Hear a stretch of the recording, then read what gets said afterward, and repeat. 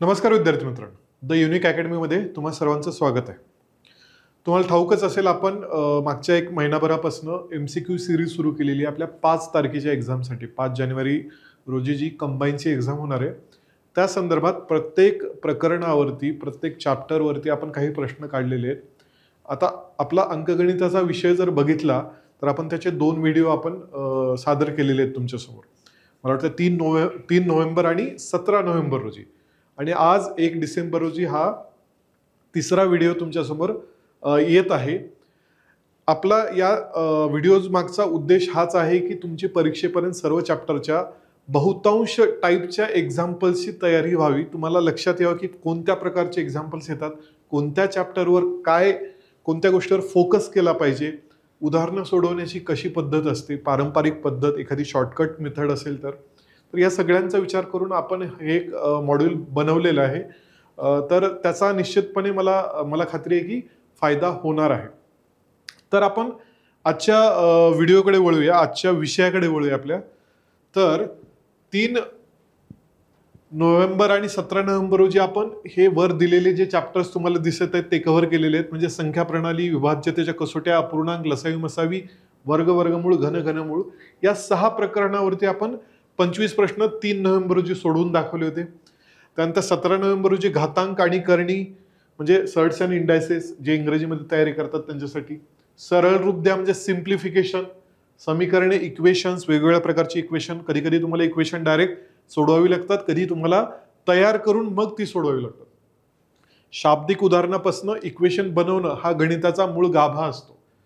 त्यानंतर अंकगणितीय व भौमितिक श्रेणी म्हणजे अरिथमॅटिक प्रोग्रेशन आणि जॉमेट्रिक प्रोग्रेशन. त्यानंतर त्रैराशिक मांडणी, चेन रूल, याचं आपण बघितलं होतं. आणि वयवारी म्हणजे प्रॉब्लेम्स ऑन एजेस, वयावरचे प्रश्न बऱ्यापैकी लोकप्रिय आहेत MPSC साठी. तर आजची तारीख बघा, आज 1 डिसेंबर रोजी आपण हे खालचे 6 चॅप्टर, सरासरी, शेकडेवारी, नफा तोटा, गुणोत्तर प्रमाण आणि भागीदारी आणि सांख्यिकी. आता सांख्यिकीवर काही आपण वेगळे प्रश्न घेणार नाहीत, पण सांख्यिकीवर तुम्हाला एक सांगतो की सांख्यिकी म्हणजे स्टॅटिस्टिक्स, किंवा त्याला अजून इंग्लिशमध्ये म्हणतात डेटा इंटरप्रिटेशन, माहितीचे पृथक्करण. तर सांख्यिकी हा जो चॅप्टर आहे, म्हणजे तुम्हाला त्यामध्ये ग्राफ वाचायचा असतो, दिलेला ग्राफ वाचून त्यावर प्रश्न सोडवायचे असतात. पण ते प्रश्न या वर दिलेल्या चॅप्टर्सवरच बेस्ड असतात. म्हणजे त्यात तुम्हाला एकतर सांख्यिकीच्या प्रश्नामध्ये सरासरी काढायला सांगितलेली असते, म्हणजे ॲव्हरेज, किंवा टक्केवारी काढायला सांगितली असते, म्हणजे शेकडेवारी आलं त्यामध्ये, किंवा गुणोत्तर व प्रमाण म्हणजे रेशो विचारलेला असतो. त्यामुळे सांख्यिकी हा काही असा वेगळा चॅप्टर नाहीये. सांख्यिकीचा बेस आहे तो हे 3 चॅप्टर आहेत, सरासरी, शेकडेवारी आणि गुणोत्तर व प्रमाण. हे 3 चॅप्टर तुमचे व्यवस्थित झाले म्हणजे तुम्हाला सांख्यिकी जमला, असा त्याचा अर्थ आहे. तर आपण पुढे जाऊया. आजचा जो स्कोप आहे आपला, सरासरीचा अर्थ काय असतो? सरासरीचा अर्थ ॲव्हरेज. ॲव्हरेज म्हणजे काय? दिलेल्या एकूण गोष्टींची बेरीज भागिले एकूण संख्या. म्हणजे सरासरीचं जर सूत्र बघायचं झालं तर एकूण बेरीज भागिले एकूण संख्या. ठीक आहे, हे बरोबर सरासरी. या बेसिक फॉर्म्युल्यावरच आपल्याला वर्क करायचं, या बेसिक फॉर्म्युल्यावरच आपल्याला सगळी उदाहरणं सोडवायची आहे. तर आपण डायरेक्ट आता उदाहरणांना सुरुवात करू. प्रत्येक चॅप्टरच्या आधी मी त्या चॅप्टरबद्दल थोडंसं एक्सप्लेन करेन. आता सरासरीबद्दल बोलायचं झालं तर हा फॉर्म्युला आता मी लिहून दिलेला लक्षात ठेवायचा. दुसरी गोष्ट, आता सरासरीमध्ये जर त्यांनी सरासरी दिलेली असेल तर तुम्हाला एकूण बेरीज काढता आली पाहिजे. जर बेरीज दिली असेल तर सरासरी काढतात. म्हणजे एकाच सूत्राचा 2 प्रकारे आपल्याला इथे उपयोग करता येणार आहे. आता पहिला प्रश्न बघा. एका व्यक्तीचा पहिल्या 5 महिन्यांचा सरासरी खर्च 1200 रुपये व पुढच्या 7 व नंतरच्या 7 महिन्यांचा सरासरी खर्च 1300 रुपये. जर त्याची वर्षभराची बचत 2900 रुपये असेल तर त्याचे सरासरी मासिक उत्पन्न किती? आता हा प्रश्न बघा, त्यांनी तुम्हाला पहिल्या वर्षभराची सरासरी नाही दिली, पहिल्या 5 महिन्याची दिली, नंतरच्या 7 महिन्याची दिली.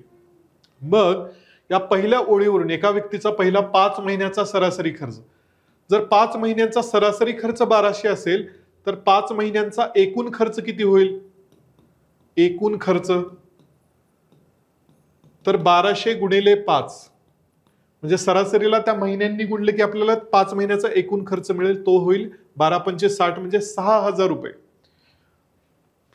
त्यानंतर नंतरच्या 7 महिन्यांचा एकूण खर्च, पुढच्या 7 महिन्याची सरासरी 1300 दिली आहे, त्यामुळे 1300 ह्या सरासरीला 7 महिन्यांनी गुणले की आपल्याला 7 महिन्यांचा एकूण खर्च 13×7=91 म्हणजे 9,100 रुपये. यांची जर बेरीज केली 15,100 रुपये हा वर्षभराचा एकूण खर्च झाला. वर्षभराचा एकूण खर्च. आता परत प्रश्नाकडे जाऊ की नेमकं विचारले काय. त्यांनी तुम्हाला 5 महिन्याची सरासरी खर्च दिले, पुढच्या 7 महिन्याचा सरासरी खर्च दिलाय, त्यावरून आपण वर्षभराचा एकूण खर्च काढला, तो आला 15,100 रुपये. जर त्याची वर्षभराची बचत 2900 रुपये असेल तर त्याचे सरासरी मासिक उत्पन्न किती. आता बघा 3 गोष्टी आहेत, उत्पन्न, खर्च आणि बचत. बचत काय असते? बचत असते एकूण उत्पन्न वजा एकूण खर्च. बचत म्हणजे काय? एकूण उत्पन्न वजा एकूण खर्च. त्यांनी बचत किती दिली वर्षभराची? 2900 रुपये, बरोबर आहे. त्यानंतर त्याचा वर्षभराचं उत्पन्न आपल्याला काढायचंय आणि वर्षभराचा खर्च किती आलाय आपला? 15,100 रुपये. मग जर उत्पन्न मला काढायचं झालं तर हे वजा 15,900 डावीकडे जाऊन अधिक 15,000 होईल, 15,100. आणि ही बेरीज किती? 15×2 = 17, 900 अधिक 1,000 म्हणजे 18,000 रुपये. पण हे उत्पन्न कसं आहे? त्या व्यक्तीचं वर्षभराचं आहे. आपण उत्पन्न काढलं पण ते वर्षभराचं काढलं. आता प्रश्न बघा, प्रश्न आहे की त्याचे सरासरी मासिक उत्पन्न किती? महिन्याची सरासरी उत्पन्न काढायचं आपल्याला. वर्षभराचं जर 18,000 असेल तर सरासरी उत्पन्न किती झालं महिन्याचं? सरासरी मासिक उत्पन्न, एका वर्षात 12 महिने असतात, तो एका वर्षात 18,000 रुपये कमवतो, तर 12 महिन्यामध्ये म्हणजे प्रत्येक महिन्याला किती कमवेल? तर आपल्याला त्याला 12 ने भागावं लागेल. 12×1 = 12, 12×5 = 60, 1,500 रुपये. 18,000 ला जर 12 ने भागलं तर आपल्याला किती मिळत आहेत? 1,500 रुपये. Option number 1 is correct. Option number 1 is correct. दुसरा प्रश्न बघा, एका वर्गातील 21 विद्यार्थ्यांचे सरासरी वजन 64 किलो आहे. जर त्यामध्ये शिक्षकाचे वजन मिळवले तर सरासरी 1 ने वाढते, तर त्या शिक्षकाचे वजन किती? वर्गातल्या 21 विद्यार्थ्यांचे सरासरी वजन 64. आता बघा सरासरी दिली की एकूण काढायचं. मग 21 विद्यार्थ्यांचे एकूण वजन बरोबर काय येईल? एकूण वजन बरोबर 21 त्यांची संख्या आहे आणि त्यांची सरासरी किती दिली? 64. मग 21 विद्यार्थ्यांचं एकूण वजन काढूया. 21 चौक 84, 8, 21 × 126, 126 अधिक 8 134. म्हणजे 21 विद्यार्थ्यांचं एकूण वजन आले 1,344 किलो. आता शिक्षक जर ऍड झाला तर आता व्यक्तींची संख्या किती झाली? आधी 21 होती, आता शिक्षक ऍड झाला तर आता 22 व्यक्तींचे. व्यक्ती का लिहिलं? कारण त्यामध्ये 21 विद्यार्थी आहेत, 1 शिक्षक आहे. एकूण वजन, एकूण व्यक्ती किती झालेत? 22. आता त्यांची सरासरी 1 ने वाढली आहे, म्हणजे आधी सरासरी 64 होती, आता ती किती झाली? 65 झाली. एक व्यक्ती वाढल्यामुळे सरासरी 1 न वाढली, त्यामुळे 65 झाली. सो 22 × 65, 22×5 110, 11, 22 132 आणि 11 143. 143 म्हणजे 1430 किलो हे 22 व्यक्तींचं वजन आणि 1344 किलो हे 21 विद्यार्थ्यांचं वजन. मग शिक्षकाचं वजन म्हणजे काय असेल? आता हे जे वाढलेलं वजन आहे ते कुणामुळे वाढले? तर शिक्षकामुळेच वाढले. ह्या दोन टोटल मधला जर फरक घेतला तर आपल्याला शिक्षकाचं वजन मिळेल. 1430 वजा 1344, 10 मधून 4 गेले 6, हातच्याला 1, 5 झाले, 13 मधून 5 गेले 8, हातच्याला 1, 14 मधून 14 गेले 0. म्हणजे शिक्षकाचं वजन आलं 86 kg, 86 kilo. Option number 4, 86 kilo. Option number 4. ठीक आहे, नीट समजून घ्या. एखादं उदाहरण तुम्हाला सोडवायचं असेल तर व्हिडिओ पॉज करा, ते उदाहरण सोडवा. जमलं चांगली गोष्ट आहे, नाही जमलं तर मग एक्सप्लेनेशन बघा. जमलं तरी पुढचं एक्सप्लेनेशन बघा आणि ती मेथड नीट आत्मसात करा. तिसरा प्रश्न बघा, 11 व्यक्तींच्या वयाची सरासरी 60 वर्ष आहे. प्रश्न वाचताना त्या आकड्यांना लगेच अंडरलाईन करायचं, म्हणजे ते महत्वाचे आकडे असतात, ते आपल्याला कामाला येत असतात. 11 व्यक्तींच्या वयाची सरासरी 60 वर्ष आहे. जर त्यातल्या पहिल्या 6 व्यक्तींच्या वयाची सरासरी 58 वर्ष असेल आणि शेवटच्या 6 व्यक्तींच्या वयाची सरासरी 63 वर्ष असेल, तर 6व्या व्यक्तीचे वय काय? आता बघा, हे तुम्हाला समजावं म्हणून मी इथं त्या व्यक्तींचे नंबर लिहितो. 1 2 3 4 5 6 7 8 9 10 11. किती व्यक्ती आहेत? 11 व्यक्ती आहेत. 11 व्यक्तीच्या वयाची सरासरी 60 वर्ष आहे. मग 11 व्यक्तींचे सरासरी दिले की एकूण काढायचं. एकूण वय बरोबर काय येईल? त्यांची संख्या 11 आहे, त्यांची सरासरी 60 दिलेली आहे. 11 सक्क 66. म्हणजे त्या 11 व्यक्तींचं एकूण वय आहे 660 वर्ष. पुढचं वाक्य बघा, जर त्यातल्या पहिल्या 6 व्यक्तींच्या वयाचे, पहिले 6 म्हणजे कोण? 1 2 3 4 5 6. मग पहिल्या 6 व्यक्तींच्या वयाची सरासरी 58 वर्ष आहे. मग पहिल्या 6 व्यक्तींचे एकूण वय, सरासरी दिली की एकूण वय काढायचं. संख्या किती आहे? 6 जण आहेत, त्यांची सरासरी 58 दिली आहे. किती वर्ष होते बघू. 6 48, 4 6 30 आणि 4 34 वर्षे. त्याच्या पुढे बघा, शेवटच्या 6 व्यक्तींच्या वयाची सरासरी 63 वर्ष. आता शेवटचे 6 म्हणजे कोण? 1 2 3 4 5 6, हे शेवटचे 6. तर शेवटच्या 6 व्यक्तींचे एकूण वय बरोबर शेवटचे 6, त्यांची सरासरी दिली आहे 63 वर्ष. गुणाकार करून बघू. 6 18, चला 1 6 36 आणि 1 37 बरोबर. आता बघा, एकूण व्यक्ती 11च होते, पण त्यांनी पहिले 6 आणि शेवटचे 6, 6 6 12 व्यक्ती झाले. हे 12 व्यक्ती का झाले? कारण हा 6वा व्यक्ती रिपीट झालाय. 6वा व्यक्ती पहिल्या 6 मध्ये पण होता, शेवटच्या 6 मध्ये पण होता. मग आता हे 348 आणि 378 ही बेरीज जर केली तर बेरीज काय ते बघू. 8 8 16, हच्चाला 1, 7 1 8, 8 4 12 ला 2, हच्चाला 1, 726 वर्ष. पण आपल्या 11 लोकांचं वय तर किती आहे? 660 वर्ष. मग हे जास्त का आलं? कारण ही जी 6वी व्यक्ती आहे ती दोनदा काउंट झाली, पहिल्या 6 मध्ये आणि दुसऱ्या 6 मध्ये. ती दोनदा काउंट झाल्यामुळे ते वय जास्त आलं, 726. मग 6व्या व्यक्तीचं वय कसं काढता येईल? मग आपल्याला 6व्या व्यक्तीचे वय बरोबर या दोन आकड्यामधला फरक म्हणजे 6व्या व्यक्तीचं वय असेल, कारण तो दोनदा काउंट झालेला. 726 मधनं 660 जर तुम्ही वजा केला तर काय येतं बघू. 6 मधून 0 गेले 6, 12 मधून 6 गेले 6, चला 1 7 7 0. म्हणजे जी ती 6वी व्यक्ती आहे तिचं वय किती आहे? 66 वर्ष. ऑप्शन क्रमांक 3. नीट समजून घ्या प्रश्न कसे सोडवतोय आपण. ठीक आहे, कन्सेप्ट तीच आहे, सरासरीची कन्सेप्ट एकच आहे, फक्त वर्डिंग थोडी चेंज झाली की आपल्याला आपली मेथड पण थोडी बदलावी लागणार आहे. प्रश्न चौथा, ए आणि बी या दोन शहरातील अंतर 1986 किलोमीटर आहे. एक मालगाडी ए या शहरातून बी कडे 70 किलोमीटर प्रति तास या वेगाने प्रवास करते.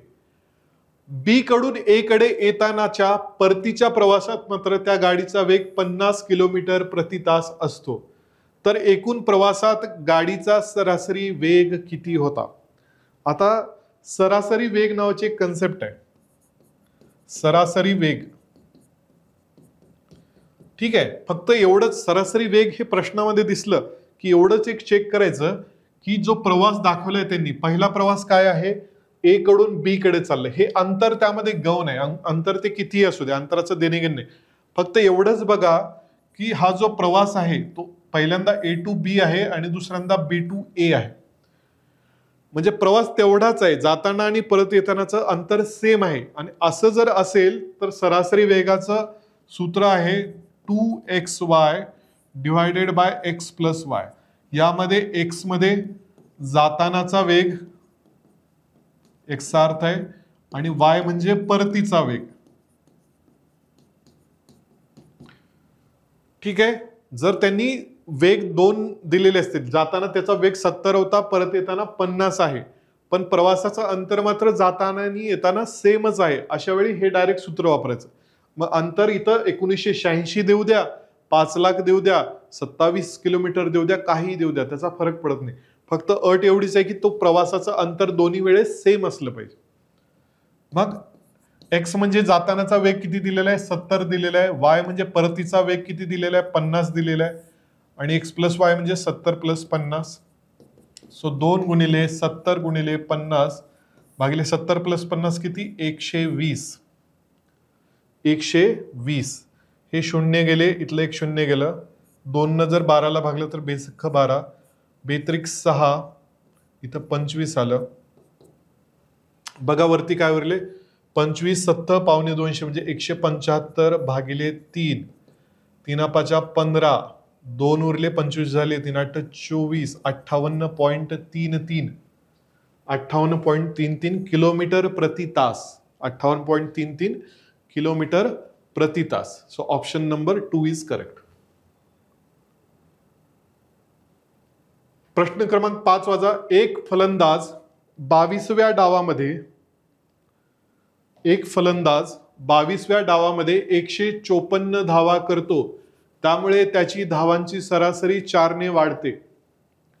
तर त्याची 22 डावानंतरची सरासरी शोधा. आता क्रिकेटचा प्रश्न आहे, बऱ्याच जणांना क्रिकेट हा आवडता खेळ असतो, त्यामुळे सरासरी म्हणजे काय असते क्रिकेटमध्ये, एकूण धावा भागिले एकूण डाव. क्रिकेटमध्ये सरासरी काय असते, बॅटिंग ॲव्हरेज जेव्हा म्हणतो तेव्हा एकूण धावा भागिले एकूण डाव. एकूण जेवढे गेम झालेले त्याने भागलं एकूण रन्सना की तुम्हाला बॅटिंग ॲव्हरेज मिळतं. आता बघा, एक फलंदाज 22व्या डावामध्ये 154 धावा करतो, त्यामुळे त्याची सरासरी म्हणजे बॅटिंग ॲव्हरेज आहे कितीनं वाढतं, 4 न वाढतं. आता मला एक सांगा, त्याने 22व्या डावात एवढ्या धावा केल्यात, म्हणजे त्याच्या आधी त्याने किती डाव खेळलेले आहेत, 21 डाव खेळले. त्यावेळेस त्याची सरासरी काय होती आपल्याला माहित आहे का, नाही माहिती.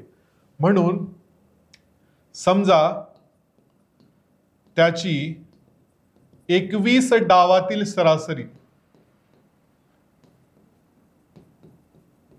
बरोबर एक्स मानू. एक्स धावा त्याने काढल्या होत्या सरासरी आधीच्या 21 डावामध्ये, म्हणून 21 डावातील एकूण धावा,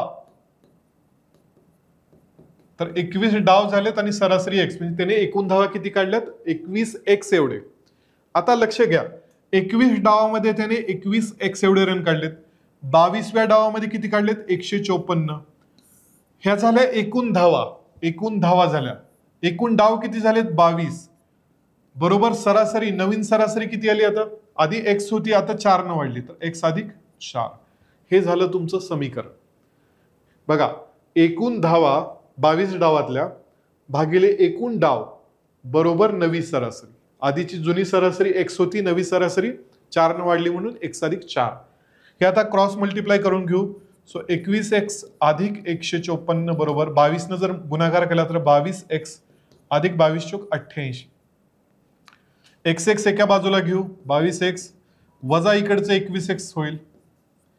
आता इकडे 154 वजा 88 होईल. 22 एक्स मधून 21 एक्स गेले, 1 एक्स राहिला. 154 मधून 88 गेले, 14 मधून 8 गेले, 6 राहिले. हातच्याला 1, 8 9 झालं, 15 मधून 9 गेले, 6 राहिले. एक्स बरोबर 66. एक्स काय आहे, त्याची आधीची म्हणजे 21 डावातली सरासरी ही किती आली, 66. तर त्याची 22 डावानंतरची सरासरी शोधा म्हटले, म्हणजे हे उत्तर आहे का तुमचं, नाहीये. ही जुनी सरासरी झाली. नवी सरासरी 22व्या डावानंतरची 4 न वाढलेली आहे, त्यामुळे नवी सरासरी किती असेल,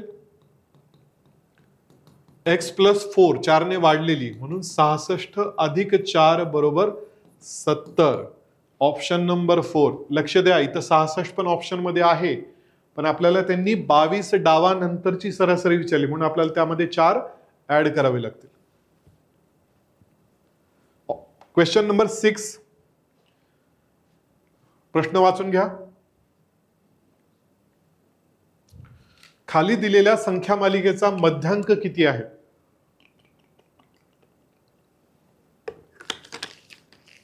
आता मध्यांक म्हणजे काय?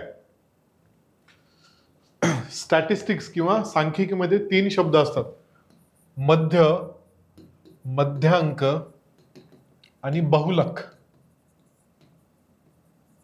ठीक आहे, त्याला इंग्लिशमध्ये मीन, मेडियन आणि मोड असं म्हणतात.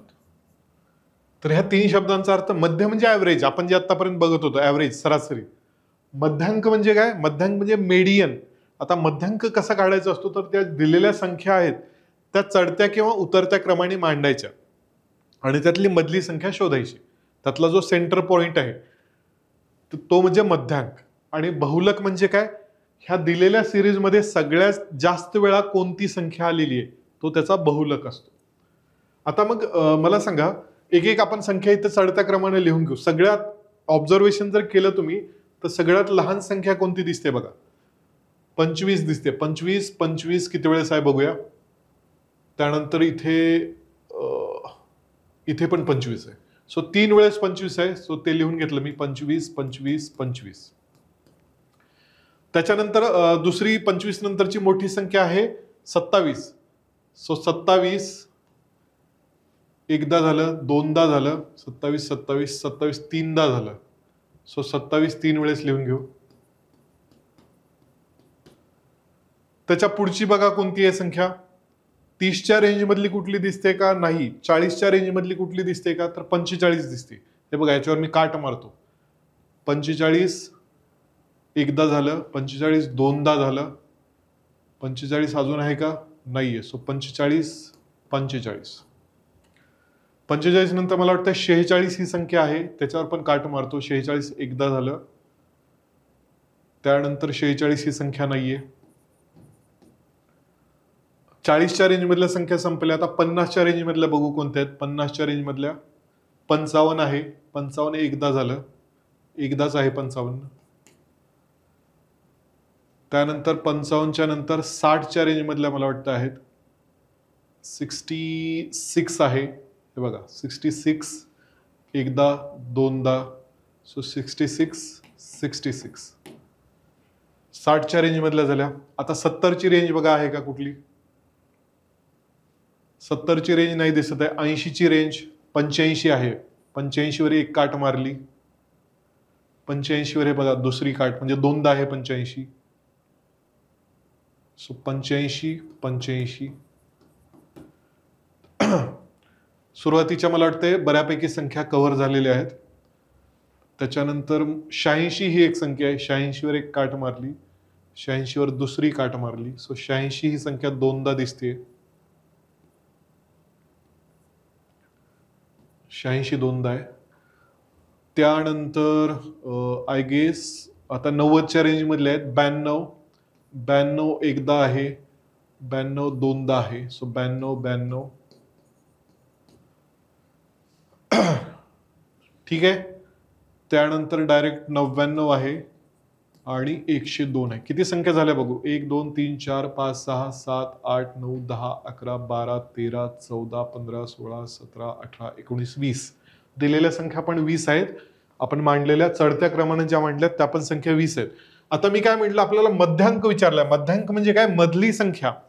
पण आता हे 20 संख्या आहेत. 20 संख्यामध्ये एक मधली संख्या नाही सापडणार, तर मधल्या 2 संख्या शोधायच्या. बघा, 1 2 3 4 5 6 7 8 9 10. आता ही एक संख्या 10वी आणि 11वी या 2 संख्या मधल्या संख्या झाल्या, कारण याच्या आधी पण 9 संख्या आहेत, याच्या नंतर पण 9 संख्या आहेत. त्यामुळे मधल्या 2 संख्या झाल्या. मग ह्या 2 संख्या मिळाल्या तर मध्यांक कसा काढायचा? या 2 संख्यांचं ऍव्हरेज घ्यायचं, सरासरी घ्यायची. म्हणजे 55 + 66 भागिले 2. मग ही बेरीज किती आली? 121 भागिले 2 म्हणजे 60.5. 60.5 ऑप्शन नंबर 3. संख्या जर समजा 19 असत्या तर मात्र आपल्याला मधली एक संख्या मिळाली असती, पण संख्या 20 असल्यामुळे आपल्याला मधल्या 2 संख्या मिळाल्या. त्यांची सरासरी म्हणजे हा तुमचा मध्यांक असतो. राईट? याच प्रश्नामध्ये जर तुम्हाला बहुलक विचारलं असतं, मोड विचारलं असतं. आता बघा 25 ही संख्या 3दा आहे, 27 ही संख्या पण 3दा आहे. म्हणजे सगळ्यात जास्त वेळा येणाऱ्या संख्या कोणत्या आहेत? 25 आणि 27. तर या सिरीजचा बहुलक काय झाला असता? 25 आणि 27 असं झालं असतं. बहुलकचा अर्थ असतो की कोणती संख्या सर्वात जास्त वेळेस चालेल. ठीक आहे, तर हे मध्यांक आणि बहुलक ह्या कन्सेप्ट नीट जरा लक्षात घ्या. मध्य म्हणजे तर काय सरासरीच असते, सगळ्यांची बेरीज करून त्याला किती संख्येत त्याने भागले तर तुम्हाला त्याचं ऍव्हरेज मिळालं असतं. प्रश्न क्रमांक 7, एका 20,000 रुपये किमतीच्या उत्पादनाची किंमत दरवर्षी 10% वाढते, तर त्या उत्पादनाची 2 वर्षानंतरची किंमत किती? आता आपण पर्सेंटेजकडे आलो, शेकडेवारीकडे आलो. शेकडेवारी म्हणजे नथिंग बट काय, 100शी तुलना असते. एखाद्या संख्येची 100 सोबत तुलना, म्हणजे 20,000 10% वाढते किंमत, म्हणजे 100 मागे 10 रुपयाने वाढते, तर 20,000 मागे किती रुपयाने वाढत? आता हे बघा, प्रश्न परत एकदा वाचतो. एका 20,000 रुपये किमतीच्या उत्पादनाची किंमत दरवर्षी 10% वाढते. मग 2 वर्षानंतर त्याची काय किंमत होईल? आता हे तुम्ही 2 प्रकारे करू शकता. समजा 20,000 ही किंमत आहे, तर त्यामध्ये 10% जर वाढ झाली, 10% जर वाढ झाली, तर 20,000च्या 10% म्हणजे किती? 2,000, म्हणजे 2,000ची वाढ होईल. म्हणजे 20,000चे काय बनतील? 22,000. 20,000चे काय बनतील? 22,000. आणि त्यामध्ये पुन्हा एकदा 10%ने जर वाढ झाली, तर 22,000चे 10% किती? 2,200. मग 22,000 प्लस 2,200 म्हणजे किती होतील? 24,200. राईट? ही एक पद्धत झाली असं उदाहरण सोडवण्याची. दुसरी पद्धत आहे चक्रवाढ व्याजच्या स्वरूपात. चक्रवाढ व्याज बघा, व्याजावर व्याज लागतं, तो फॉर्म्युला. त्याचा फॉर्म्युला कसा असतो? Sum is equal to principal म्हणजे मुद्दल गुणिले 1 प्लस वाढीचा दर भागिले 100 आणि त्याचा किती वर्ष दिलेले तो टाइम असतो. इथं 2 वर्ष दिलेत, त्यामुळे मी 2 घेतले, त्याचा स्क्वेअर. मुद्दल म्हणजे मूळ किंमत किती आहे? 20,000. त्यानंतर 1 अधिक वाढीचा दर किती आहे? 10%, 10 भागिले 100 त्याचा वर्ग, हे 0 0 गेलं. सो 20,000 गुणिले, आता बघा ही बेरीज काय येईल? 10 1 10 अधिक 1 11 भागिले 10 त्याचा वर्ग, म्हणजे 11चा वर्ग भागिले 10चा वर्ग. हे 0 गेलं, हे 0 गेलं, इथलं 0 गेलं, इथलं 0 गेलं. म्हणजे 200 गुणिले 11चा वर्ग 121. 200 गुणिले 11चा वर्ग 121. 121 ची दुप्पट किती होते? 242 आणि त्याच्यावरती 2 शून्य. म्हणजे 2 वर्षानंतर त्या उत्पादनाची किंमत किती होईल? 24,200. वरच्या किंवा खालच्या दोन्ही पद्धतीने तुम्ही हे सोडवू शकता. प्रश्न क्रमांक 8 बघा. 245चे 36% वजा 210चे 40% बरोबर 250चे 4% मायनस एम. तर एम बरोबर किती? जसं दिले तसं सोडवूया. 245 चे चा मिनिंग काय असतो? मल्टिप्लिकेशन. 36% टक्केवारीचं चिन्ह काढायचं झालं तर भागिले 100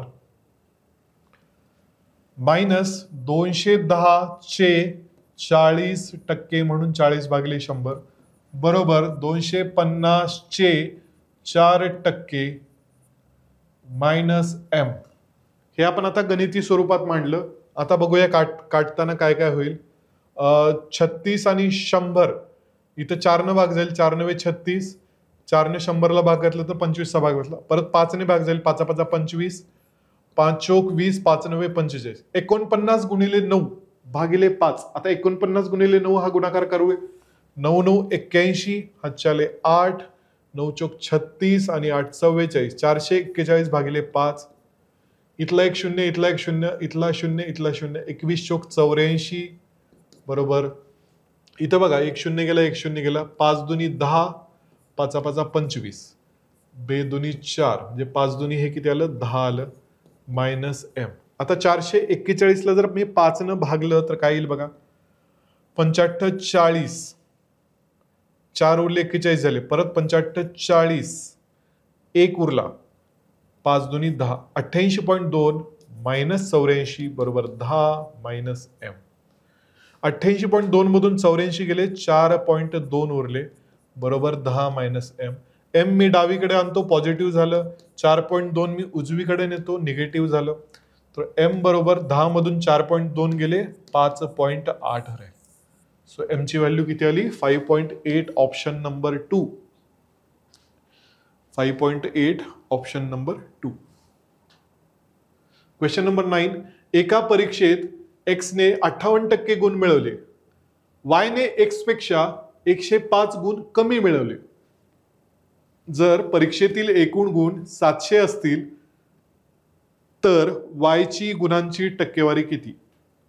आपण आपल्याला मिळालेल्या मार्कांची टक्केवारी आजवर काढत आलेलो आहोत. टक्केवारी कशी काढतो आपण? आपल्याला मिळालेले गुण भागिले एकूण गुण गुणिले 100. तसंच इथं करायचंय. आता बघा, एका परीक्षेत एक्स ला किती गुण मिळालेले आहेत? 58%. एकूण परीक्षा किती गुणांची होती? 700 गुणांची.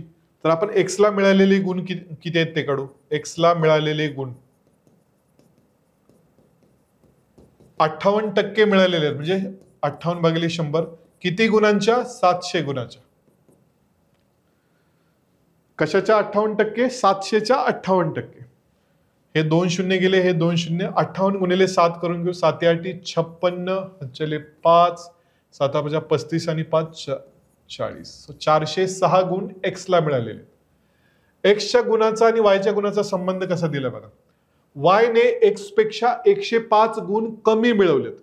मग वायचे गुण काय मिळतील? एक्स पेक्षा किती गुण कमी मिळालेत? 105 गुण. एक्स ला किती मिळालेत? 406. त्यातनं 105 जर वजा केलं तर किती होईल? हे 301 गुण. म्हणजे वाय ला त्या परीक्षेत 301 गुण मिळालेत. मग वायची टक्केवारी काढायची आपल्याला. म्हणून वायची टक्केवारी काय येईल? मग कसं काढतो आपण टक्केवारी? वायला 301 गुण मिळालेत किती पैकी? 700 पैकी. तर 100 पैकी किती? टक्केवारी आपण त्याला 100 ने गुणतो. 700 पैकी 301 तर 100 पैकी किती? 2 शून्य गेले, 2 शून्य. 7 न भागा 301 ला. 7 चोक 28, 2 उरले 21 झाले, 7 त्रिक 21. म्हणजे वायची टक्केवारी आली 43%. 43%. Option number 3. वायची टक्केवारी आली 43%. Option number 3. प्रश्न 10. दोन संख्यांची बेरीज 2490 आहे. जर पहिल्या संख्येचे 6.5% हे दुसऱ्या संख्येच्या 8.5% इतके असतील तर त्यातली मोठी संख्या कोणती? बघा, दोन संख्यांची बेरीज 2490 आहे. जर पहिल्या संख्येचे 6.5% हे दुसऱ्या संख्येच्या 8.5% इतके असतील तर त्यातली मोठी संख्या कोणती?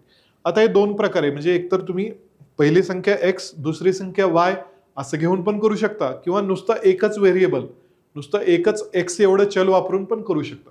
उदाहरण सांगतो. जर दोन संख्यांची बेरीज 50 असेल, जर पहिली संख्या मी x धरली तर दुसरी काय येईल? 50 मायनस x येईल. बरोबर? त्याच पद्धतीने आपण करू. दोन संख्यांची बेरीज त्यांनी किती दिली आहे? 2490. त्यातली पहिली संख्या जर मी x धरली तर दुसरी संख्या 2490 वजा x अशी येईल. बरोबर? म्हणजे पहिली संख्या आली x आणि दुसरी संख्या आली 2490 मायनस x. मग आता याला इक्वेशन बनवूया. बघा, पहिल्या संख्येचे 6.5%, पहिल्या संख्येचे 6.5%. बरोबर? पहिली संख्या काय आहे? x. x चे 6.5% म्हणजे 6.5 भागिले 100. पहिल्या संख्येचे 6.5% हे कशाच्या बरोबर आहेत? दुसऱ्या संख्येच्या 8.5% बरोबर. 8.5% कशाचे? दुसऱ्या संख्येचे. दुसरी संख्या काय आहे? 2490 वजा x. आता बघा, दोन्हीकडे गुणाकाराचं चिन्ह आहे. हे 100 कट होईल इथलं. दोन्हीकडे एक नंतर पॉइंट आहे, तो जर मी काढून टाकला, म्हणजे 6.5 ला जर मी 65 केलं तर इकडे 8.5 ला पण मला काय करावं लागेल? 85 करावं. 2490 वजा x. सो 65x बरोबर. आता बघ, 85 ने 2490 चा गुणाकार करत बसला तर वेळ जाईल. त्याला मी असं लिहितो गुणाकाराच्या स्वरूपातच. 85 गुणिले 2490 मायनस 85 गुणिले x म्हणजे 85x. हा गुणाकार करत बसला तर यात अर्धा मिनिट 1 मिनिट तुमचा जाऊ शकतो. आता x एका बाजूला घेतो. हे 65x, हे वजा 85x मी डावीकडे घेतलं तर अधिक 85x होईल. बरोबर 85 गुणिले 2490. 65 अधिक 85 किती होते बघा? 8 आणि 6 14, 140 आणि 5 5 10 म्हणजे 150 x बरोबर 85 गुणिले 2490. सो x ची व्हॅल्यू काय येईल? x बरोबर 85 गुणिले 2490 भागिले 150. हे शून्य शून्य गेले, 5 ने काढलं तर वर 17चा भाग बसतो, 5 ने काढलं तर इथं 3चा भाग बसतो. 3 ने जर भाग घातला तर 3 8 24 आणि 3 त्रिक 9. 17 गुणिले 83 तर x बरोबर काय येईल? 17 आणि 83 ला गुणाकार करा, 17 त्रिक 51 अच्छाले 5, 17 8 136, 136 आणि 5 141. 136 अधिक 5 141. x ही आपण पहिली संख्या मांडली होती. त्यांनी काय विचारले बघा? तर त्यातली मोठी संख्या, आता बघा दोन्ही संख्यांची बेरीज आहे 2490, त्यातली एक संख्या आली 1411. मग दुसरी संख्या यापेक्षा मोठी येईल का लहान येईल? तर लहानच येईल. त्यामुळे 1411 हे तुमचं बरोबर उत्तर असेल. Option number 4 1411. इक्वेशन बनवणं ही अत्यंत महत्वाची स्टेप आहे, ती तुम्ही नीट आत्मसात करा. दिलेल्या शाब्दिक उदाहरणाला कन्वर्ट कसं करायचं ते शिकलं पाहिजे. प्रश्न 11. एका निवडणुकीत 2 उमेदवार उभे होते. त्यातल्या एका उमेदवारास 62% मते मिळाली आणि तो 432 मतांनी विजयी झाला. तर त्या निवडणुकीत झालेले एकूण मतदान किती? एक निवडणूक आहे, त्यामध्ये 2च उमेदवार आहेत, ए आणि बी. ए जिंकलाय, कितीच्या मार्जिननं? यांच्यातला फरक किती मतांचा आहे? 432 मतांचा फरक. 432 मतांचा फरक. ए ला किती टक्के मते मिळाले? जो जिंकलाय त्याला 62%. मग ए ला जर एकूण मतापैकी 62% मतं मिळाली तर बी ला किती टक्के मिळालेली असतील? बी ला मिळालेली असतील 38%. कारण 100% मतं असणार आहेत, त्यातले 62% ए ला तर 38% बी ला. मग मला सांगा त्यांच्या टक्केवारी मधला फरक किती आहे? 62% आणि 38% यामध्ये टक्केवारीतील फरक किती? बघा, टक्केवारीतील फरक बरोबर 62 मायनस 38, 12 मधून 8 गेले 4 राहिले, हातच्याला 1, 6 मधून 4, म्हणजे टक्केवारीतील फरक 24% आहे. आणि हा फरक म्हणजे किती मत आहेत? आणि मतामधला फरक किती आहे? 432 मते. म्हणजे टक्के आणि मते असं जर आपण केलं, 24% म्हणजे किती मत आहेत? 432 मतं. कारण त्यांच्या टक्केवारीतला फरक 24% आहे आणि मतामधला फरक 432 आहे. 24% म्हणजे 432 मतं. तर आपल्याला एकूण मतदान काढायचंय, म्हणजे 100% म्हणजे किती? 100% म्हणजे किती? म्हणून x. हे क्रॉस मल्टिप्लाय करा, x ची किंमत म्हणजे तुमचं उत्तर असेल. क्रॉस मल्टिप्लाय करू, 24 गुणिले x बरोबर 432 गुणिले 100. सो x बरोबर 432 गुणिले 100 भागिले 24. पाढे येत असतील तर फार चांगलं आहे, कारण हे उदाहरणं लगेच तुमची सुटू शकतात. बघा, 24 न जर मी भाग घातला, 24 1 24, 19 उरतात, 192 झाले, 24 8 192. सो 18 गुणिले 100 म्हणजे 1800. पाढे येत नसतील तर मग तुम्ही 2 न 4 न वगैरे असं काटू शकता, पण त्यामध्ये तुमच्या स्टेप्स वाढतील. सो x बरोबर 1800. x म्हणजेच आपली एकूण मतं आहेत. 1800 म्हणजे ऑप्शन नंबर 4. Option number 4. प्रश्न क्रमांक 12.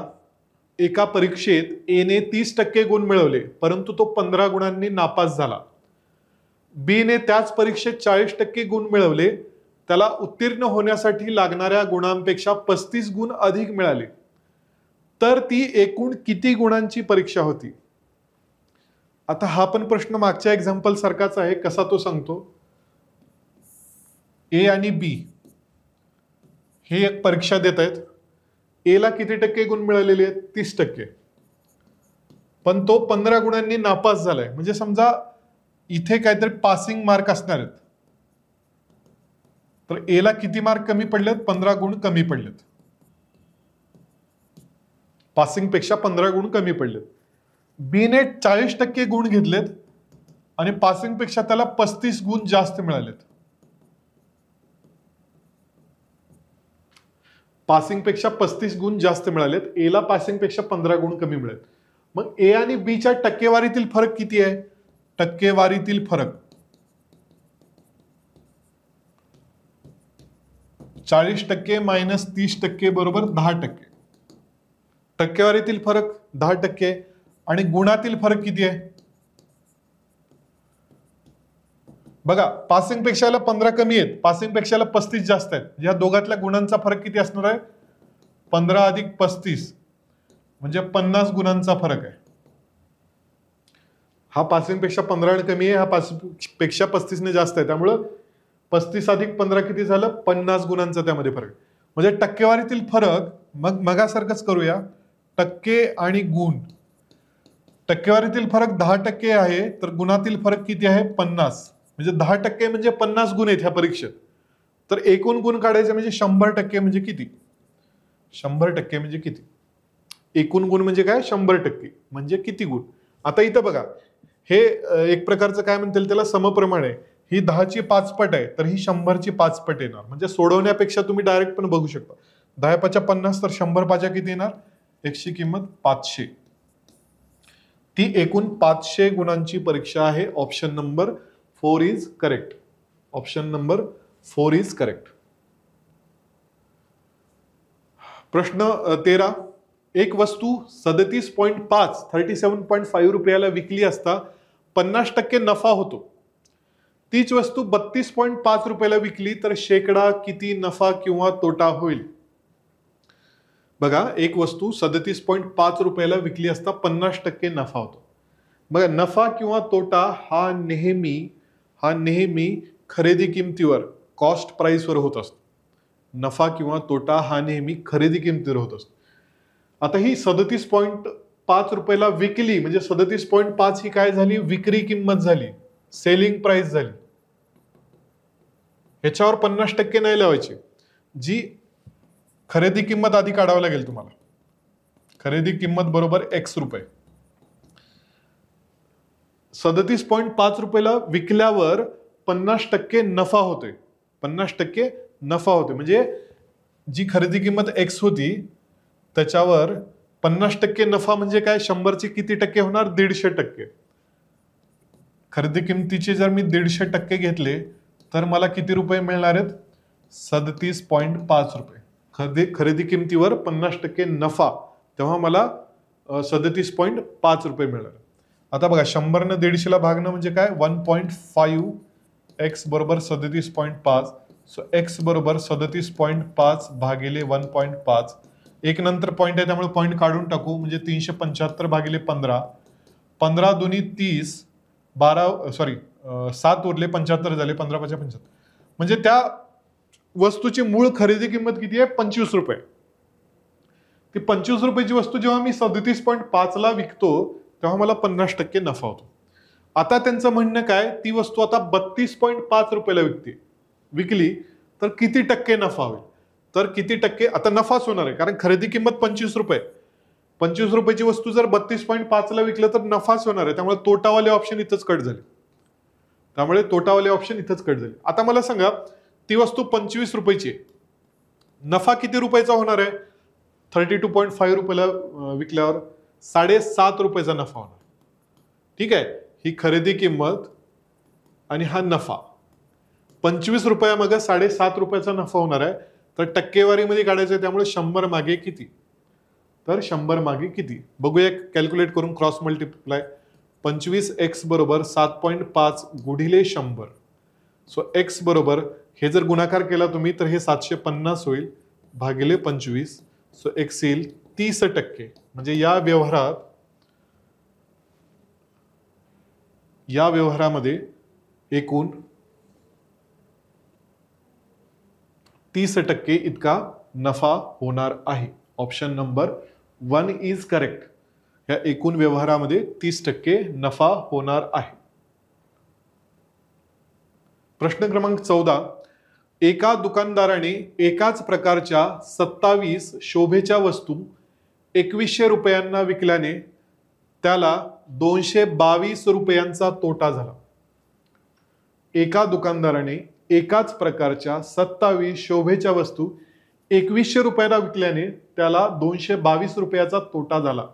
तर त्या प्रत्येक शोभेच्या वस्तूची खरेदी किंमत किती? बघा, त्यांनी एकूण 27 वस्तूंची विक्री किंमत दिली आहे. किती दिली आहे? 2100 रुपये. पण यामध्ये तोटा कितीचा झालाय? 222 रुपयाचा तोटा.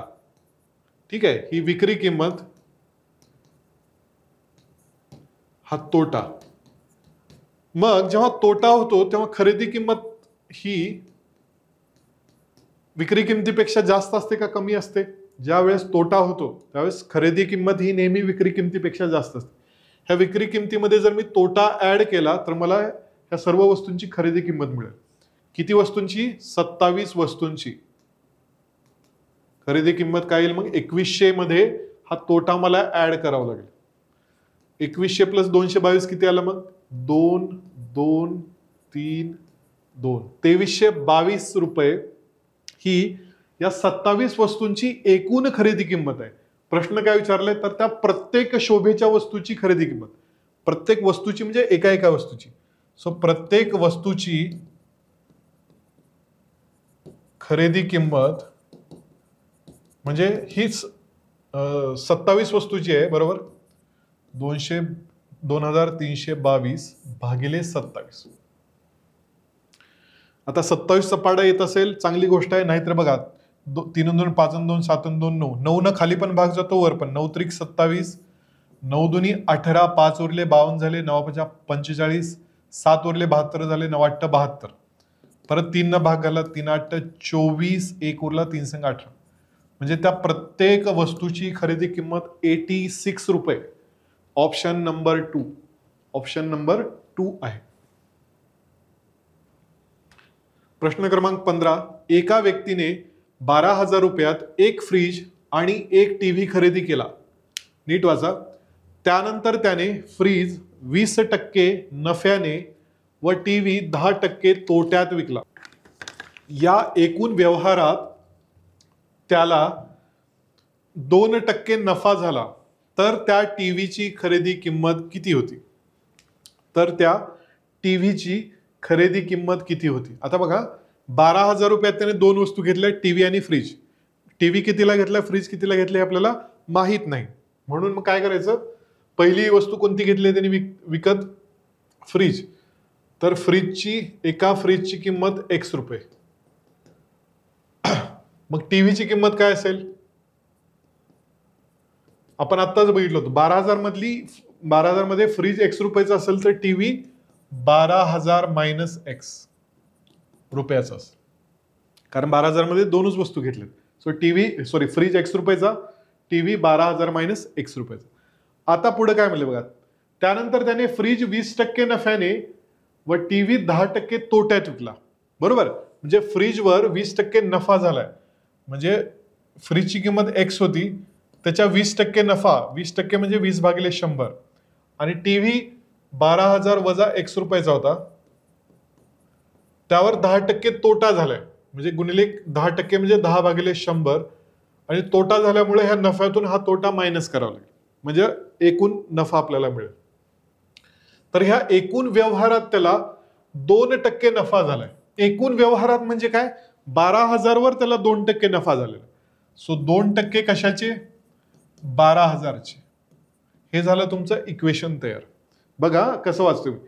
ही फ्रीजची किंमत आहे. फ्रीजवर 20% नफा, टीव्हीवर 10% तोटा, त्यामुळे इथं मायनस केले तोटा असल्यामुळे. याच्यावर पण नफा असता तर तो मी प्लस केला असता. हा तोटा, आणि एकूण व्यवहारात 2% नफा झाला. आता हे कॅल्क्युलेट करूया. 100 न जर 20 ला भागलं तर 0.2 येईल. 0.2x मायनस 0.1 12,000 मायनस x बरोबर 2 ला जर 100 न भागलं तर 0.02 गुणिले 12,000. सो 0.2x मायनस, आता हे गुणाकार करूया. 12,000 न जर 0.1 ला गुणलं तर 1200 होतंय. मायनस मायनस प्लस 0.1x बरोबर आता 12,000ला जर 0.02 न गुणलं तर हे 2 पॉईंट ह्या 2 शून्यासोबत कट होतील. 120 ची दुप्पट येईल 240. आता 0.2x आणि 0.1x यांची बेरीज येईल 0.3x. हे 1200 जर उजवीकडे गेलं तर प्लस होईल, प्लस 1200. सो 0.3x बरोबर 1200 अधिक 240 म्हणजे 1440. सो x ची किंमत येईल 1440 भागिले 0.3. खालचा पॉईंट काढायचा झाला तर वर एक शून्य येईल. 144 वर 2 शून्य भागिले 3. सो 3 चोक 12, 2 उरले, 3 8 24, 4800. x ची किंमत, x काय आहे म्हणजे फ्रीज आहे 4800 रुपयाचा. पण आपलं हे उत्तर नाहीये कारण आपल्याला टीव्हीची खरेदी किंमत विचारली. टीव्हीची खरेदी किंमत काय मग 12,000 वजा x. सो टीव्ही बरोबर 12,000 वजा x म्हणजेच 12,000 वजा 4800 म्हणजेच किती येईल हे 7,200. टीव्हीची किंमत येईल 7,200. Option number 3. Option number 3. प्रश्न 16. एका व्यक्तीने जमिनीचे 2 तुकडे प्रत्येकी 16,99,522 रुपयास विकले. पहिल्या व्यवहारात त्याला 30% नफा तर दुसऱ्या व्यवहारात 30% तोटा झाला. ही त्याची दोन्ही जमिनीचे तुकडे त्याने या किमतीला विकलेत प्रत्येकी. पहिल्या व्यवहारात 30% नफा, दुसऱ्या व्यवहारात 30% तोटा झाला. तर एकूण व्यवहारात त्याला शेकडा किती नफा किंवा किती तोटा झाला. आता हा एक ट्रिक क्वेश्चन आहे. याची डायरेक्ट मेथड अशी आहे की बघा, त्याने दोन्ही जमिनीचे तुकडे समान किमतीला विकलेत. ही एक त्यामध्ये काय म्हणतात त्याला अट आहे की समान किमतीला विकलेत का तेवढं चेक करायचं. आणि दोन्ही गोष्टीवर एकावर 30% नफा, दुसऱ्यावर 30% तोटा, म्हणजे समान पर्सेंटेजमध्ये नफा आणि तोटा झालाय असं असेल तर अशा व्यवहारामध्ये नेहमी तोटाच होतो. अशा व्यवहारामध्ये नेहमी तोटाच होतो. त्यामुळे नफा होणार नाही किंवा 0% पण येणार नाही. त्यामुळे हे 2 ऑप्शन इथंच कट झाले. मग तो पर्सेंटेज जो लॉस आहे, पर्सेंटेज जो तोटा आहे तो कसा काढायचा. तर त्याचं एक सूत्र आहे. त्याचं सूत्र असं आहे की ही जी टक्केवारी दिलेली आहे नफा किंवा तोट्याची, समानच असते ती टक्केवारी. ती टक्केवारी घ्यायची, त्याला 10ने भागायचं आणि त्याचा वर्ग करायचा. जी काही टक्केवारी दिली असेल 20%, 40%, 50%, इथं 30% दिल्यामुळं आपण हा आकडा 30 घेतला, त्याला भागिले 10 करायचं आणि त्याचा स्क्वेअर. तर 3चा स्क्वेअर किती येईल 9. 9% तोटा या व्यवहारात त्यांना होणार आहे. सो डायरेक्ट याला देणं घेणं नाही की त्याने किती रुपयाला विकलं आणि किती रुपयाला काय त्याचा व्यवहार. फक्त एवढंच लक्षात घ्यायचं की दोन्ही व्यवहार समान किमतीला झाले पाहिजेत आणि दोन्ही व्यवहारामध्ये समान तोटा आणि समान नफा झाला पाहिजे टक्केवारीमध्ये. तेव्हाच आपण हा शॉर्टकट मेथड वापरू शकतो. आणि अशा प्रश्नामध्ये तुम्हाला हा फॉर्म्युला वापरणंच गरजेचं आहे, अपेक्षित आहे. तुम्ही जर लेंदी पद्धतीने सोडवत गेला तर याला तुम्हाला किमान 3 ते 4 मिनिटं लागू शकतं. सो काय करायचं, त्याची टक्केवारी घ्यायची, समान नफा आणि तोटाची दिलेली, त्याला 10 भागायचं, 10 त्रिक 30 आणि त्याचा वर्ग करायचा. 3चा वर्ग 9 म्हणजे 9% तोटा झालेला आहे या व्यवहारात. प्रश्न 17. एका वस्तूवर सलग 20%, 25% आणि 30% अशी सूट देण्यात आली तर त्या वस्तूवर एकूण किती टक्के सूट दिली गेली. आता बघा, सूट देणं म्हणजे काय असतं. सूट कशावर असते. सूट असते छापील किमतीवर, म्हणजे त्या वस्तूवर जी छापलेली किंमत आहे. समजा त्या वस्तूवर छापलेली किंमत 100 रुपये होती. आता त्याच्यावर पहिली सूट किती टक्क्याची दिलेली आहे 20%ची सूट. आता 100च्या 20% म्हणजे किती 20 रुपये, म्हणजे 20 रुपयातनं कमी होतील. 100 मधून 20 गेले 80 रुपये झाले. आता दुसरी सूट कितीची आहे 25%ची. 25% सूट. आता 80चे 25% काढायचे. आता 100चे 25% नाही, 80चे 25%. 25% म्हणजे पावभाग, 1/4. 80चे 25% किती येतील 80चा पावभाग म्हणजे 20. 20 चोक 80, त्यामुळे परत 20 रुपये कमी होतील. ते झाले 60 रुपये. आणि तिसरी सूट आता या 60 रुपयावर मिळेल. या 60 रुपयावर किती 30%ची सूट. आता 60 रुपयाच्या 30% म्हणजे किती किंमत कमी होणार आहे ते एकदा बघा. 60 रुपयाच्या 60चे 10% म्हणजे 6 रुपये होतात. तर 60चे 30% म्हणजे किती होतील 63 18 रुपये, म्हणजे 18 रुपये यामध्ये कमी होणार आहेत. 60 मधून 18 गेले किती राहिले? 42 रुपये, 42 रुपये. म्हणजे जी गोष्ट 100 रुपयाची होती ती आता किती रुपयाला विकली जाते? 42 रुपयाला. म्हणजे एकूण सूट किती झाली? एकूण सूट झाली 58%. एकूण सूट 58%. Option number 4, option number 4. Question 18.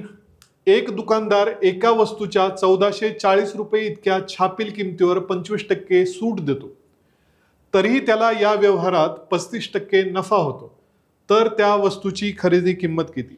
मी मगाशी म्हटल्याप्रमाणे 3 किमती असतात: खरेदी किंमत, विक्री किंमत आणि छापील किंमत. नफा तोटा नेहमी खरेदी किमतीवर असतो, डिस्काउंट नेहमी छापील किमतीवर असतो. आता छापील किंमत किती आहे? एका वस्तूच्या 1440 इतक्या छापील किमतीवर 25% सूट दिली जाते. 25% सूट. 1440च्या 25% काढून घेऊ, किती होतं बघू. 25 चौक 100, 4 ने जर 1440 ला भागलं तर 4 त्रिक 12, 4 सक्क 24, म्हणजे 360 रुपयाची सूट मिळते. छापील किमतीवर 360 रुपयाची सूट मिळते. मग विक्री किंमत किती झाली? ती वस्तू आता कितीला विकली जाते? 1440 मधून ही सूट वजा करावी लागेल. 0, 14 मधून 6 गेले, 8 राहिले, हातच्याला 1, 14 मधून 4 गेले, 1080 रुपये ही विक्री किंमत झाली. आता या किमतीला विकून सुद्धा त्या व्यवहारात 35% नफा होतोय. मी काय म्हटलं, नफा तोटा कशावर असतो? नेहमी खरेदी किमतीवर असतो. समजा खरेदी किंमत X रुपये, तर या खरेदी किमतीवर 35% नफा होतोय, म्हणजे 100च्या जागी आता 135% होईल. बरोबर. 100 रुपयाची वस्तू 135 ला गेली तर X रुपयाची वस्तू कितीला जाते? 1080 रुपयाला. खरेदी किमतीच्या 35% नफा, म्हणजे खरेदी किमतीच्या ते आता किती टक्के होणार? 135%. सो X बरोबर 1080 गुणिले 100 भागिले 135 भागिले 135. आता बघूया कितीने काढता येईल. 5 ने जर मी काढलं, 5 दोन्ही 10, 3 उरले, 5 7 35. इथं 5 ने काढलं तर 20 चा भाग बसेल. आता 9 न भाग जाईल, 9 त्रिक 27, 9 एक 9, 1 उरले, 9 दुनी 18, परत 0 आलं. 3 ने 120 ला भागलं तर 3 चौक 12, 40 गुणिले 20 म्हणजेच 800 रुपये. त्या वस्तूची मूळ खरेदी किंमत 800 रुपयाला होती, त्यामुळेच तिला या व्यवहारात 35% नफा मिळतोय. ठीक आहे. ह्या कन्सेप्ट नीट लक्षात घ्या. खरेदी किंमत, विक्री किंमत आणि छापील किंमत, सूट कशावर असते, नफा तोटा कशावर असतो, त्याची मांडणी कशी करायची. सो 800 रुपयाची ती वस्तू होती, छापील किंमत 1440 होती, सूट दिल्यानंतर सुद्धा ती किंमत कितीला विकली जात होती? 1080 रुपयाला. त्यामुळेच त्याला नफा होत होता. ठीक आहे. Question number 19. एक अप्रामाणिक दुकानदार खरेदी किमतीलाच धान्य विकत असल्याचा दावा करतो, परंतु तो वजन करताना 1 किलोग्राम ऐवजी 750 ग्रॅमचे वजन वापरतो. तर या कृतीमुळे त्याला शेकडा किती नफा होईल? तो काय म्हणतोय की मी जेवढ्या किमतीला माल घेतलाय तेवढ्याच किमतीला मी माल विकत आहे, मला काही नफा तोटा होत नाही. पण त्यामध्ये लबाडी काय करतोय तो? तर लबाडी अशी आहे की 1 किलोच्या वजनाऐवजी तो 750 ग्रॅमचंच वजन वापरतो. तर अशी उदाहरणे कशी सोडवायची बघा. म्हणजे प्रत्येक 750 ग्रॅम तो काय म्हणून विकतोय? 1 किलो म्हणून विकतोय. वजन 750 ग्रॅमचं वापरतोय, पण सांगताना सांगतो की हे 1 किलोचं आहे. म्हणजे प्रत्येक 750 ग्रॅम मागे त्याला हे बघा फायदा किती ग्रॅमचा व्हायलाय? 250 ग्रॅमचा फायदा व्हायला. फायदा 750 ग्रॅम मागे त्याला 250 ग्रॅमचा, कारण 750 ग्रॅम तो 1 किलो म्हणून खपवत आहे. प्रत्येक 750 ग्रॅम मध्ये 250 ग्रॅमचा फायदा व्हायलाय. तर टक्केवारी काढायची झाली तर 100 मागे किती? तर 100 मागे किती? क्रॉस मल्टिप्लाय करून घ्या. 750 x बरोबर 250 गुणिले 100. सो x बरोबर 250 गुणिले 100 भागिले 750. 25 त्रिक 75, 100 भागिले 3 म्हणजे 33.33%चा त्याला यामध्ये नफा होतोय. 33.33%चा नफा होतोय. Option number 2 is correct. एवढंच बघायचं की किती ग्रॅम मागे किती ग्रॅमचा त्याला फायदा होईल अशा उदाहरणामध्ये. हे झालं शेकडेवारी. आपण सरासरी आणि शेकडेवारी आणि नफा तोटा कव्हर केलेला आहे. आता आपलं गुणोत्तर आणि प्रमाण ची उदाहरणं बघूया थोडीशी. बघा, ए आणि बी चं गुणोत्तर दिले 2:3. बी आणि सी चं गुणोत्तर दिलंय 2:4. सी आणि डी चं गुणोत्तर दिलंय 2:5. गुणोत्तर म्हणजे दोन संख्यांची तुलना असते. कोणत्याही दोन संख्या घ्या, त्यांची तुलना म्हणजे त्यांना एकमेकांना भागलं की इथपर्यंत भागायचं. समजा मी 18 भागिले समजा 45 आहे, तर यांचं गुणोत्तर काय येईल? ह्याला कशाने काढता येईल? 9 ने. 9 दुनी 18, 9 पाचा 45. म्हणजे 18 आणि 45 या दोन संख्यांचं गुणोत्तर आलं 2:5. तर गुणोत्तर म्हणजे दोन संख्यांची तुलना किंवा कम्पॅरिझन. आता ह्या 3 वेगळी गुणोत्तर दिलेत, A:B, B:C आणि C:D. यामध्ये आपल्याला प्रश्न विचारलाय तर ABCD यांचा एकत्रित गुणोत्तर काय? A:B:C:D याचं एकत्रित गुणोत्तर काय?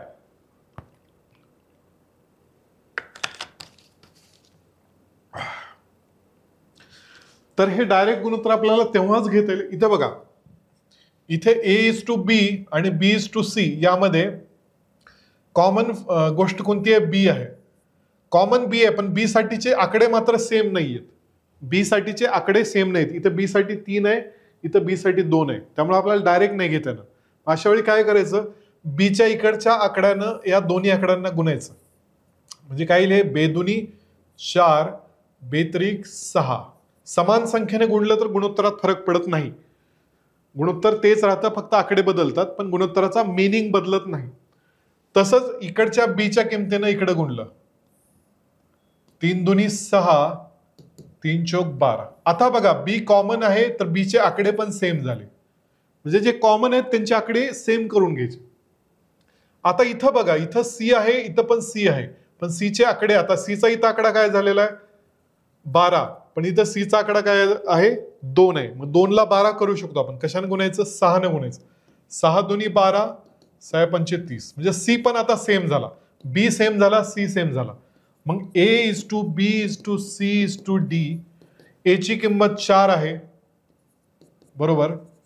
ए ची किंमत 4 आहे, बी ची किंमत 6 आहे, सी ची किंमत 12 आहे आणि डी ची किंमत 30 आहे. पण हे केल्यानंतर आणखीन चेक करायचं की कुठल्या समान संख्येने ह्याला भाग जातो का? सगळ्या समसंख्या आहेत म्हणजे ह्याला 2 ने भाग जाईल. 2 ने भाग घातलं बघा, बेदुनी 4, बेत्रिक 6, बेसख्ख 12 आणि इथं 15 आहे. 2:3:6:15 हा ABCD या 4 संख्यामधला गुणोत्तर येईल. 2, 3, 6, 15. 2, 3, 6, 15. Option number 3 is correct. 2, 3, 6, 15. प्रश्न 21. 33, 85, 40 आणि 106 या संख्यामधून कोणती संख्या वजा करावी म्हणजे या संख्या प्रमाणात येतील? म्हणजे या संख्या प्रमाणात येतील. आता प्रमाणात येतील याचा अर्थ काय असतो बघा, ABCD हे प्रमाणात आहेत असं जेव्हा म्हणतो आपण, तेव्हा A भागिले B बरोबर C भागिले D असं घेतो आपण. प्रमाणात असणं म्हणजे काय? A भागिले B बरोबर C भागिले D. आता ह्या दिलेल्या 4 संख्या प्रमाणात नाहीयेत, कारण त्यांनी काय म्हटलं बघा, ह्या 4 संख्यामधून कोणती संख्या वजा केली असता, म्हणजे कुठली तरी एक पर्टिक्युलर संख्या त्यामधून आपल्याला वजा करायची, तेव्हा त्या प्रमाणात येणार. असं समजा की त्यातून या संख्यातून x ही संख्या वजा केल्यास त्या प्रमाणात येतील. मग त्या x वजा केल्यानंतर त्या संख्या काय बनतील? पहिली संख्या बनेल 33 मायनस एक्स, दुसरी बनेल 85 मायनस एक्स, तिसरी बनेल 40 मायनस एक्स आणि चौथी बनेल 106 मायनस एक्स. मग ह्या प्रमाणात येतील म्हणून मग आपल्याला कसं लिहिता येईल? 33 मायनस एक्स भागिले 85 मायनस एक्स बरोबर 40 मायनस एक्स भागिले 106 मायनस एक्स.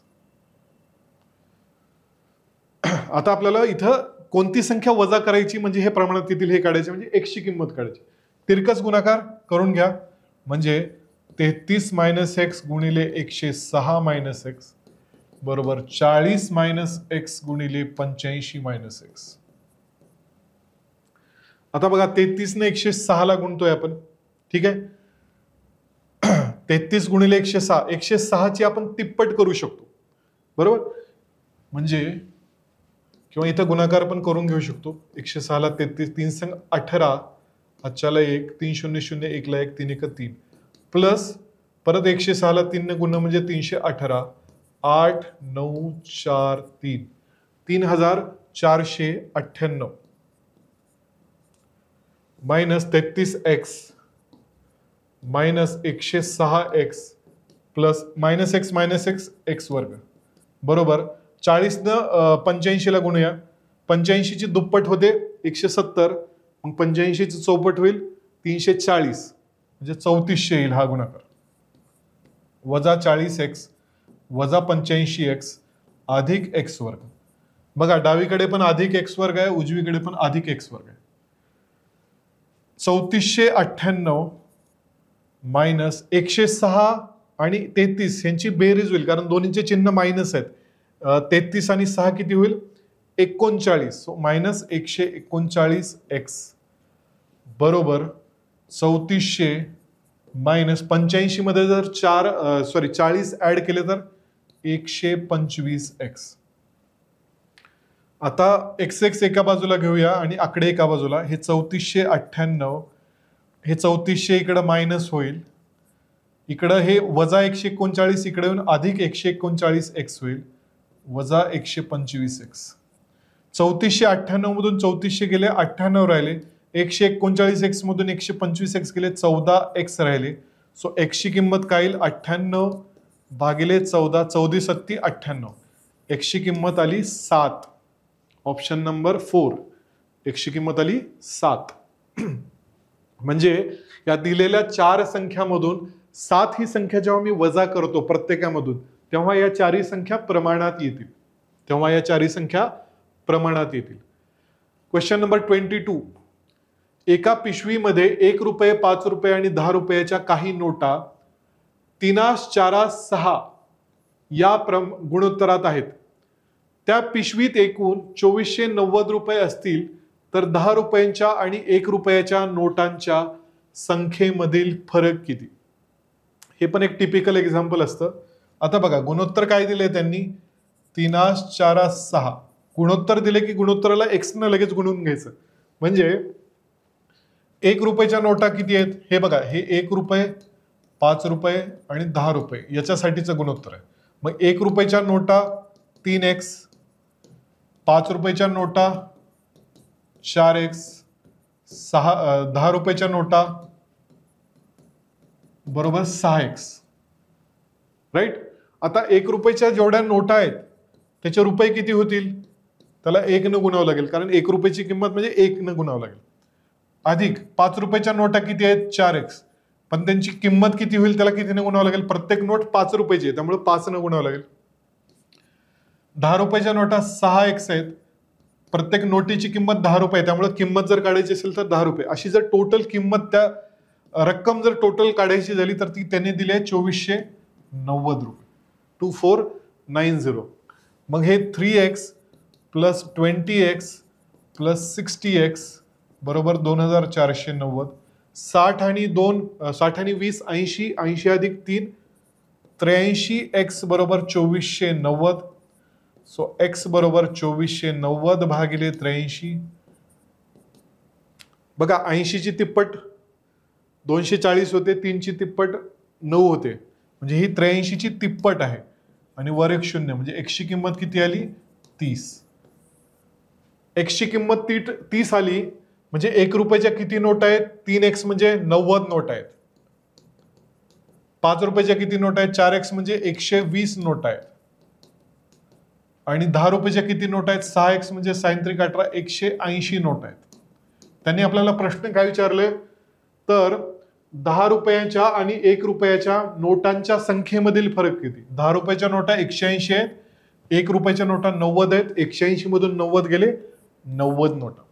त्या नोटामधील फरक किती येईल? 90 नोटा. त्यानंतर प्रश्न क्रमांक 23. 10 वर्षांपूर्वी करण आणि अर्जुनच्या वयाचे गुणोत्तर 12:5 होते. 10 वर्षांपूर्वी करण आणि अर्जुनच्या वयाचे गुणोत्तर 12:5 होते. आजपासून 12 वर्षांनी त्या दोघांच्या वयाचे गुणोत्तर 23:16 होईल. तर त्या दोघांच्या आजच्या वयाचे गुणोत्तर किती? आता लक्षात घ्या, वयाचं त्यांनी गुणोत्तर दिले, पण किती वर्षापूर्वीचं? 10 वर्षापूर्वीचं. किती दिले? करण आणि अर्जुनचं गुणोत्तर. करण 12:5. म्हणजे करणचे 10 वर्षापूर्वीचे वय, करणचे 10 वर्षापूर्वीचे वय किती येईल मग? 12x. अर्जुनचे 10 वर्षापूर्वीचे वय किती येईल? 5x. पुढचं गुणोत्तर दिले आजपासून 12 वर्षांनी. आता बघा, हे 10 वर्ष आधी होतं, ठीक आहे. समजा मी इथं आज घेतलं, हे 10 वर्षापूर्वी, आणि आता दिले 12 वर्षानंतर. म्हणजे या दोन फेज मध्ये किती वर्षाचा फरक पडला? 10 आणि 12, म्हणजे 22 वर्ष यामध्ये गेली असणार. मग जे करणचं वय आधी 12x होतं 10 वर्षापूर्वी, ते 12 वर्षानंतर किती होईल? त्यामध्ये किती ऍड करावं लागेल? 22 वर्ष ऍड करावं लागेल. अर्जुनचं वय 5x होतं 10 वर्षापूर्वी, आजपासून 12 वर्षांनी, म्हणजे ते 10 प्लस पुढचे 12 असे 22 वर्ष ऍड करावं लागेल. तेव्हा त्यांचं गुणोत्तर किती होणार आहे? 23:16. 23:16. आता हे क्रॉस मल्टिप्लाय करून घेऊ. 16 दोन्ही 32, हातच्याले 3, 16 एका 16 आणि 3 192x अधिक 16 दोन्ही 32, हातच्याले 3, 16 दोन्ही 32 आणि 3 35 बरोबर 23 पाचा 115x प्लस 23 गुणिले 22 काय येईल बघू. 23 दोन्ही 46, हातच्याले 4, 23 दोन्ही 46 आणि 4 50.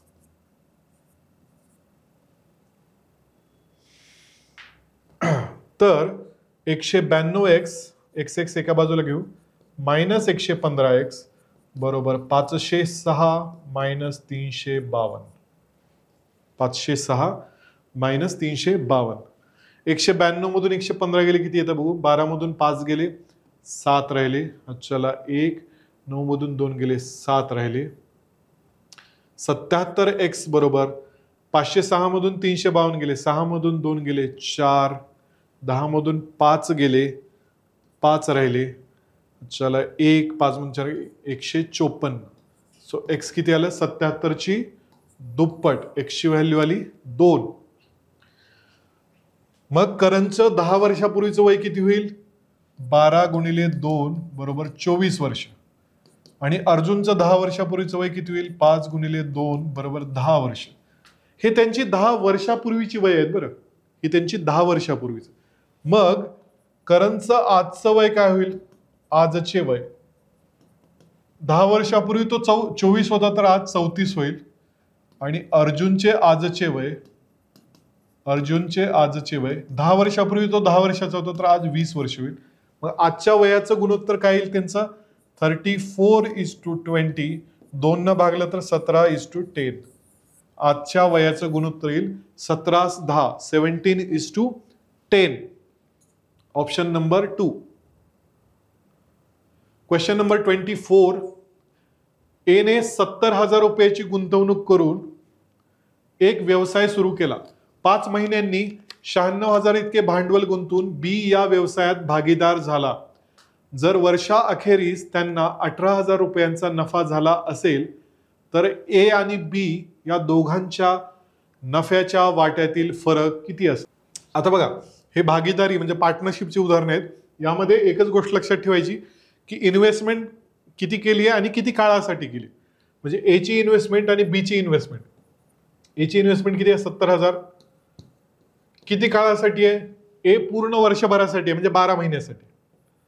आणि बी ची इन्व्हेस्टमेंट किती आहे? 96,000.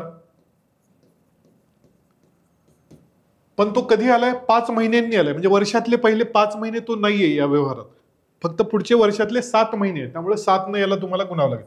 यातलं आता गुणोत्तर घ्यायचं. जर ते समान काळासाठी असतील तर महिने घ्यायची गरज नाही, पण ते वेगवेगळ्या काळासाठी असतील तर तो काळ घेणे गरजेचं आहे. राईट? मग हे जर गुणोत्तर घेतोय आपण तर समान संख्येने याला भागू शकतो. इथले 3 शून्य गेले, इथले पण 3 शून्य गेले, बरोबर. इथं 7 न भागलं तर 7 एक 7, इकडं 7 न भागलं तर 7 10 70. म्हणजे बघा 12 10 120 इज टू 96. डावीकडे 120 आलं, उजवीकडे 96. 24 ने डायरेक्ट भाग जाईल. 24 25चे 24 चोक 96. म्हणजे ए आणि बी मध्ये नफा या गुणोत्तरामध्ये विभागला जाणं अपेक्षित आहे. आता मला सांगा एकूण नफा किती झालाय? 18,000. एकूण नफा 18,000. मग ए चा नफा किती असणार आहे? 5x. बी चा नफा किती असणार आहे? 4x. मग एकूण नफा 18,000 म्हणजे 5x अधिक 4x बरोबर 18,000. सो 9x बरोबर 18,000, तर x बरोबर 2,000. x बरोबर 2,000. आणि त्यांनी तुम्हाला काय विचारलंय? एच्या आणि बीच्या नफ्यातील फरक. एचा नफा 5x आहे, बीचा नफा 4x आहे. 5x मधून 4x गेले x, म्हणजे त्यांच्या नफ्यातला फरकच x आहे, जो की आपली किंमत किती आली आहे? 2,000 रुपये. त्यामुळे ऑप्शन नंबर 3 इज करेक्ट. त्या दोघांचा जो नफा असणार आहे त्यातला फरक किती असणार आहे? 2,000 रुपये. Option number 3 is correct.